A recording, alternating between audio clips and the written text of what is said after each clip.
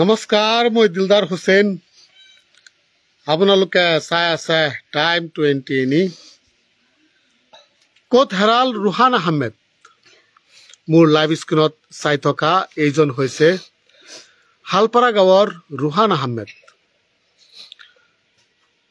বিগত 5 দিন ধৰি সন্ধানহীন হৈ আছে হালপাৰা গাঁৱৰ ৰুহান আহমেদ আৰু ৰুহান আহমেদক বিচাৰি এনেদৰেই অসহায় পৰিয়ালবৰ্গই এতিয়া কেৱল কান্দিছে আৰু কান্দিছে দৰিদ্ৰ পৰিয়ালটিৰ উদীয়মান যুৱক এনেদৰে হঠাৎ সন্ধানহীন হোৱা ঘটনাই দৰিদ্ৰ পৰিয়ালটিৰ মূৰত খৰগ ভাঙি পৰিছে হালপাৰা গাঁৱৰ মানসিকভাৱে কিছু বিকাৰগ্ৰস্ত এইজন ৰুহান আহমেদ বিগত 5 দিন ধৰি নিৰুদ্দেশ হৈ আছে অসহায় দৰিদ্ৰ পৰিয়ালটিয়ে বিভিন্ন ঠাইত বিচাৰ খুচাৰ কৰিও বৰ্তমানলৈকে ৰুহান আহমেদৰ কোনো সন্ধান পোৱা নাই যদিও কোনো সদায় ব্যক্তিয়ে ৰুহান আহমেদৰ কিবা সম্বেদ পায় আপোনালোকে স্থানীয় জুৰি আৰক্ষী থানা অথবা আমাৰ এই প্ৰতিবেদনৰ জৰিয়তে আমি ফোন নম্বৰ মুকলি কৰি দিম আপোনালোকে পৰিয়ালৰ সৈতে যোগাযোগ কৰিব আমি পুনৰ জনাই আছো মোৰ লাইভ স্ক্ৰীনত চাই থকা এইজন হালপাৰা গাঁৱৰ ৰুহান আহমেদ বিগত 5 দিন ধৰি নিৰুদ্দেশ হৈ আছে আৰু অসহায় দৰিদ্ৰ পৰিয়ালটিয়ে এতিয়া কেৱল কান্দিছে আৰু কান্দিছে এনেদৰে পুত্ৰৰ ফকু বুকুত হাবতি ধৰি অসহায় মাতৃয়ে অশ্ৰুনি কৰিছে আৰু মোৰ সৈতে মই কি ছবিমত লম মোৰ সৈতে ৰুহান আহমেদৰ আত্মীয় তেখেতৰ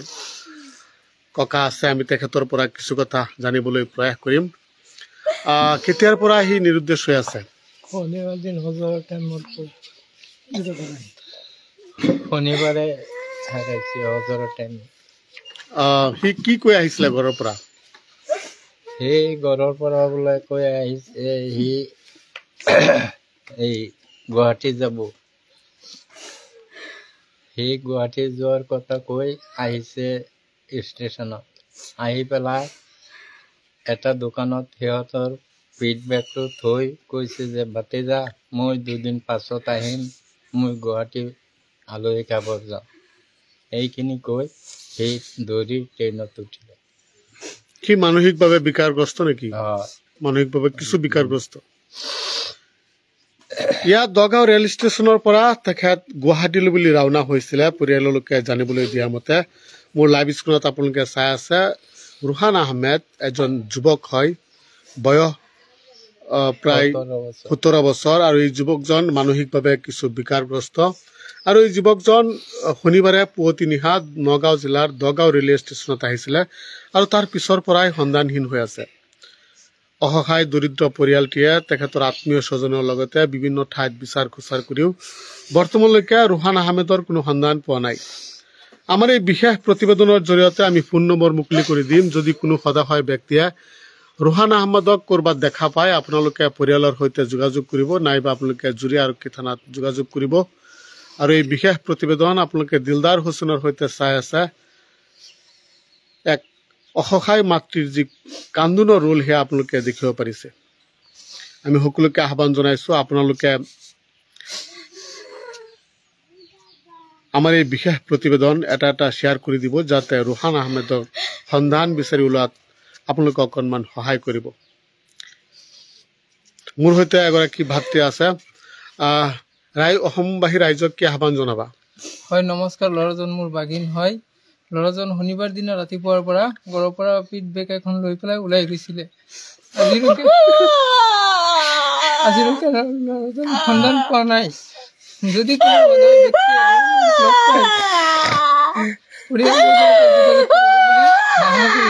আৰু যিমান পাৰে সকলোৱে ভিডিঅ'টো এটা শ্বেয়াৰ কৰি দিব অসহায় মাতৃয়ে অসহায় আত্মীয়সকলে এতিয়া কেৱল কান্দিছে আৰু কান্দিছে ৰুহান আহমেদ সন্ধানহীন হোৱা ঘটনাই পৰিয়ালৰ লোকে সহজভাৱে ল'ব পৰা নাই অসহায় পৰিয়ালটিয়ে এতিয়া কেৱল কান্দিছে আৰু কান্দিছে ক'ত গ'ল ৰুহান আহমেদ মাতৃৰ বুকু খালী কৰি ক'ত হেৰাই গ'ল ৰুহান আহমেদ মানসিকভাৱে কিছু বিকাৰগ্ৰস্ত যদিও এই অসহায় মাতৃক চাইছিলে ৰুহান আহমেদে আৰু ৰুহান আহমেদক বিচাৰি নাপায় এনেদৰে অসহায় মাতৃয়ে এতিয়া কেৱল কান্দিছে আৰু কান্দিছে। আমি সকলোকে আহ্বান জনাইছো, আপোনালোকে যিমান পাৰে আমাৰ এই বিশেষ প্ৰতিবেদন এটা শ্বেয়াৰ কৰি দিব, যাতে পৰিয়ালৰ লোকৰ সৈতে পুনৰ ৰুহান আহমেদক বিচাৰি পায় পৰিয়ালৰ লোকসকলে। এই বিশেষ প্ৰতিবেদন এজন যুৱক সন্ধানহীন হোৱা ঘটনাই চিন্তিত হৈ পৰিছে অসহায় দৰিদ্ৰ পৰিয়ালে। আমি পুনৰ জনাই আছো, নগাঁও জিলাৰ জুৰি আৰক্ষী থানাৰ অন্তৰ্গত হালপাৰা গাঁৱৰ বাহাৰুল ইছলামৰ পুত্ৰ ৰুহান আহমেদ মানসিকভাৱে কিছু বিকাৰগ্ৰস্ত। হিফজুৰ ৰহমানৰ পুত্ৰ ৰুহান আহমেদ বিগত 5 দিন ধৰি সন্ধানহীন হৈ আছে আৰু অসহায় দৰিদ্ৰ পৰিয়ালটিৰ মূৰত এতিয়া হৰক ভাঙি পৰিছে। আমি সকলোকে আহ্বান জনাইছো, আপোনালোকে আমাৰ এই বিশেষ প্ৰতিবেদন এটা শ্বেয়াৰ কৰি দিব, যাতে ৰুহান আহমেদক